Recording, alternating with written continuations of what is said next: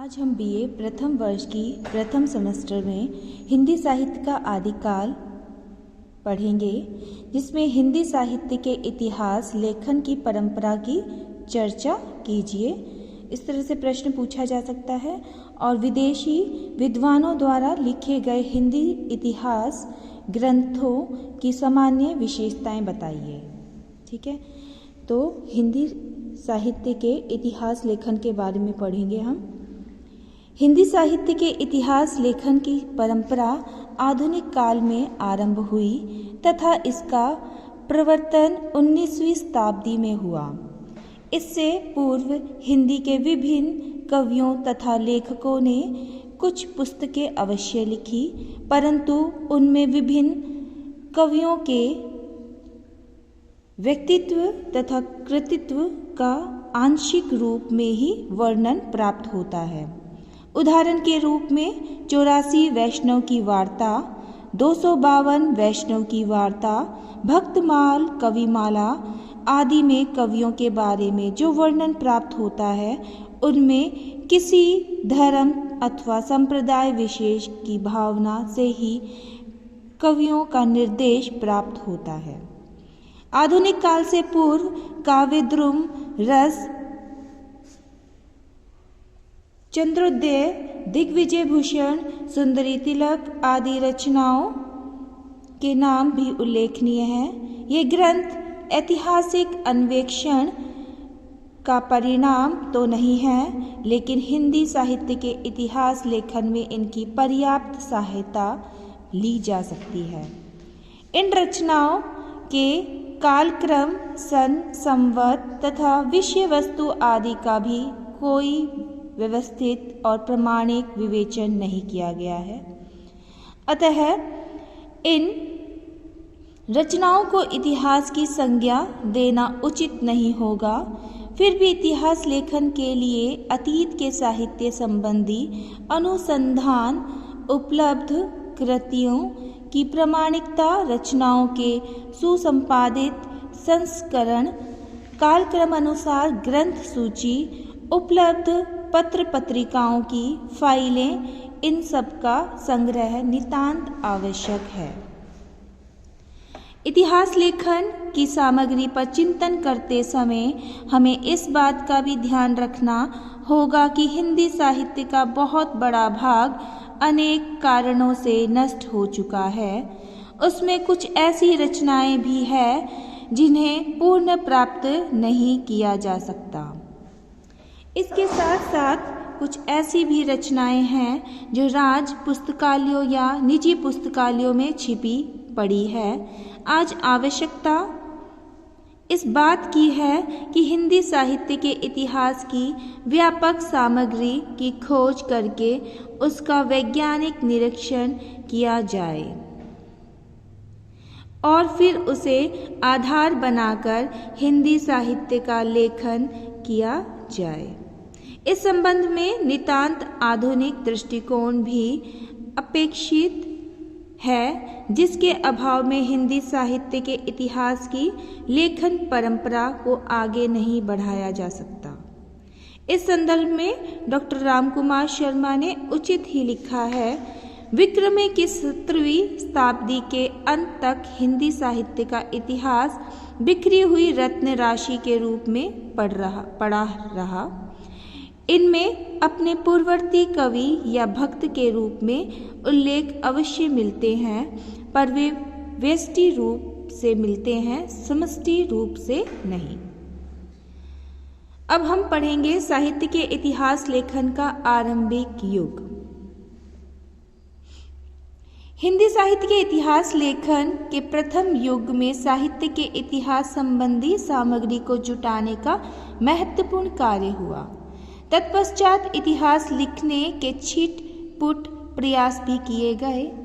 इस संबंध में हिंदी साहित्य के इतिहास लेखन की परंपरा के प्रवर्तन का श्रेय फ्रांसीसी विद्वान गार्सा द तासी को दिया जाता है। उन्होंने इस्तवार द ला लिटरेतूर हिंदुस्तानी नामक ग्रंथ की रचना की। उन्होंने इस्तवार द लिटरेतूर हिंदुस्तानी नामक ग्रंथ की रचना की।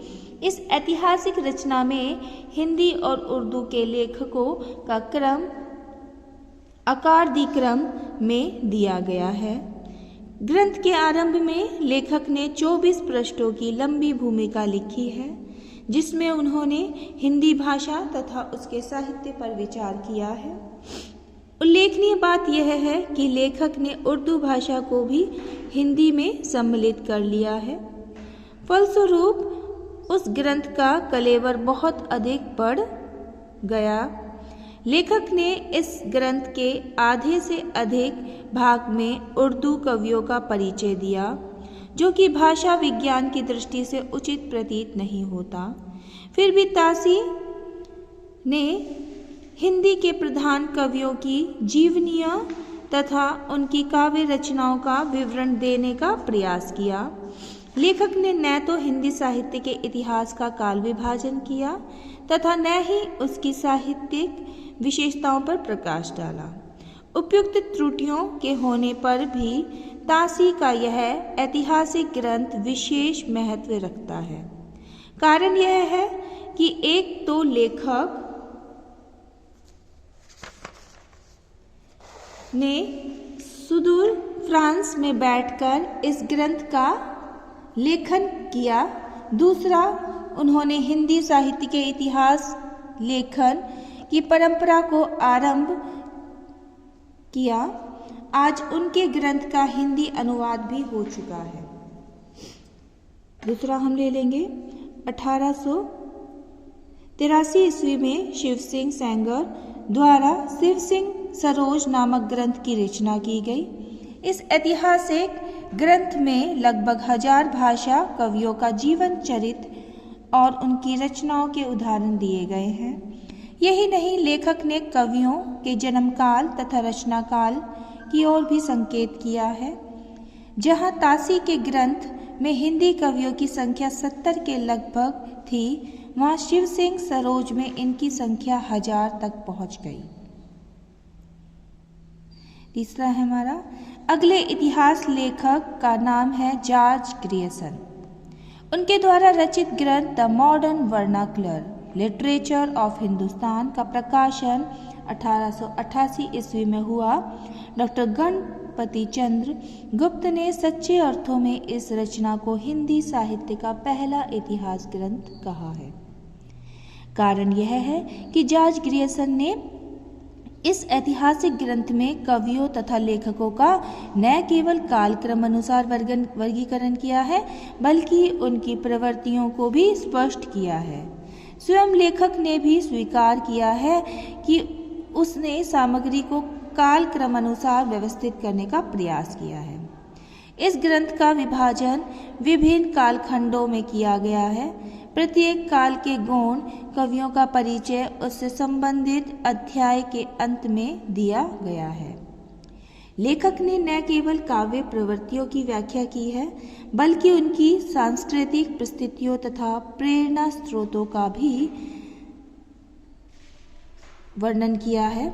ग्रियर्सन की महत्वपूर्ण उपलब्धि यह है कि उन्होंने हिंदी साहित्य के विकास क्रम पर प्रकाश डालते हुए चारण काव्य, धार्मिक काव्य, दरबारी काव्य आदि की चर्चा की। साथ ही उन्होंने 16वीं से 17वीं शताब्दी के हिंदी काव्य को स्वर्ण युग कहा है। चौथा हम ले लेंगे आरंभिक काल में 2 अन्य विदेशी विद्वानों ने भी अंग्रेजी में हिंदी साहित्य का इतिहास लिखने का प्रयास किया है। पहले है एडविन ग्रीव्स। इनकी रचना का नाम है स्केच ऑफ हिंदी लिटरेचर। इसी प्रकार फ्रांस के टेन नामक लेखक ने भी अपनी ए हिस्ट्री ऑफ हिंदी लिटरेचर पुस्तक लिखी। इन दोनों ग्रंथों में हिंदी साहित्य को कालक्रम अनुसार व्यवस्थित रूप से प्रस्तुत करने का प्रयास किया है। इसी परंपरा में एक अन्य उल्लेखनीय ग्रंथ है हिंदी काव्य संग्रह, जिसके लेखक का नाम है पंडित महेश दत्त शुक्ल। इसके अतिरिक्त हिंदी इतिहास लेखन के संबंध में राय बहादुर बाबू श्याम सुंदर दास ने हिंदी भाषा और साहित्य लिखा, परंतु इस रचना का पूर्व भाग भाषा विज्ञान से संबंधित है। तत्पश्चात श्री शुक्लदेव बिहारी मिश्र ने भारतीय इतिहास पर हिंदी का प्रभाव विषय पर पटना विश्वविद्यालय में कुछ व्याख्यान दिए, जो बाद में पुस्तक के रूप में प्रकाशित हुए। पांचवा हम ले लेंगे मिश्र बंधुओं द्वारा रचित मिश्र बंधु विनोद। हिंदी साहित्य का एक अन्य उल्लेखनीय ऐतिहासिक ग्रंथ है। यह 4 भागों में विभक्त है। इस ग्रंथ में प्रथम 3 भाग 1913 में प्रकाशित हुए और चतुर्थ भाग भी हैं। मिश्र बंधुओं ने अपनी इस रचना को इतिहास की संज्ञा नहीं दी। इनका चतुर्थ भाग 1934 में प्रकाशित हुआ, लेकिन फिर भी उन्होंने इस बात का प्रयास किया कि यह एक सुव्यवस्थित ऐतिहासिक ग्रंथ बन सके। उन्होंने अपनी इस रचना में लगभग 5000 कवियों का विवेचन किया। साथ ही उन्होंने इस ग्रंथ को 8 से अधिक कालखंडों में विभक्त किया। आचार्य शुक्ल ने इस ग्रंथ के महत्व को स्वीकार करते हुए लिखा है कि कवियों के परिचयात्मक विवरण मैंने मिश्र बंधु विनोद के लिए हैं। फलस्वरूप यह ग्रंथ परिवर्तित इतिहास लेखकों के लिए प्रेरणा का काम करता है। दूसरा हम ले लेंगे साहित्य के इतिहास लेखन की परंपरा का विकास युग। हिंदी साहित्य इतिहास की परंपरा में आज आचार्य रामचंद्र शुक्ल का स्थान सर्वोपरि है। उनके ग्रंथ का नाम है हिंदी साहित्य का इतिहास, जिसका प्रकाशन नागरी प्रचारणी सभा काशी द्वारा शब्द सागर की भूमिका के रूप में किया गया। आगे चलकर इसे परिवर्तित तथा परिवर्धित करके पुस्तकार प्रदान कर दिया गया। इससे स्पष्ट हो जाता है कि आचार्य शुक्ल युगीन परिस्थितियों तथा प्रवृत्तियों के आधार पर इतिहास की व्याख्या करना पसंद करते थे। निश्चय से शुक्ल जी ने युगीन परिस्थितियों पर अपना ध्यान केंद्रित किया, परंतु इसका एक दुष्परिणाम यह हुआ कि विकास प्रक्रिया के अन्य तत्व जैसे व्यक्ति विशिष्ट परंपरा आदि उपेक्षित हो गए। शुक्ल जी ने हिंदी का आविर्भाव 7वीं शताब्दी से माना।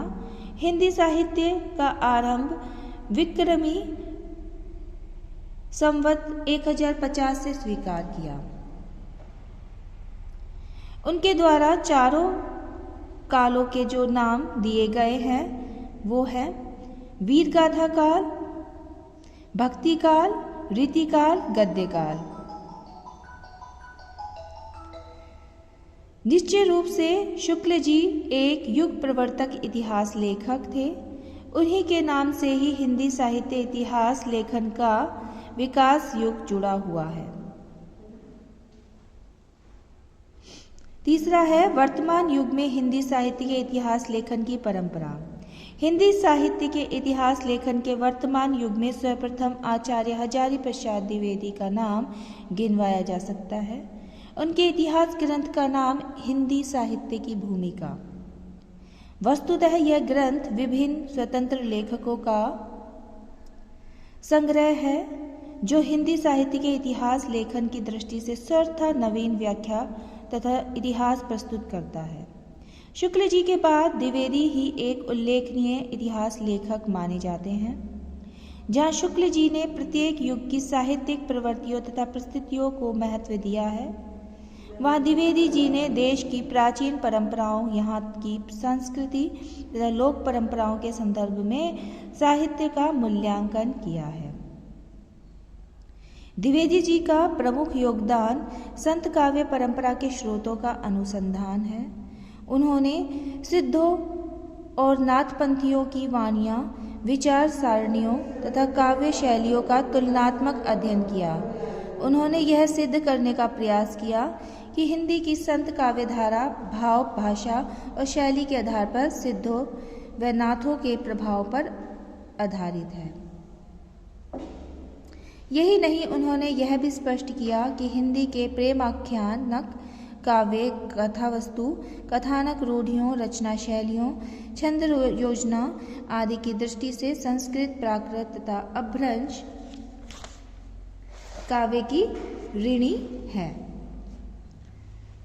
हिंदी साहित्य की भूमिका के पश्चात द्विवेदी जी के 2 अन्य इतिहास संबंधी ग्रंथ प्रकाशित हुए हैं। हिंदी साहित्य उद्भव और विकास, हिंदी साहित्य का आदिकाल। डॉक्टर वर्मा ने संपूर्ण ग्रंथ को 7 प्रकरणों में विभक्त किया। उन्होंने सामान्यतः रामचंद्र शुक्ल से प्रभावित होकर उनके वर्गीकरण का अनुसरण किया। उन्होंने शुक्ल जी के लंबे नामों को संक्षिप्त करते हुए संत काव्य, प्रेम काव्य आदि शब्दों का प्रयोग किया।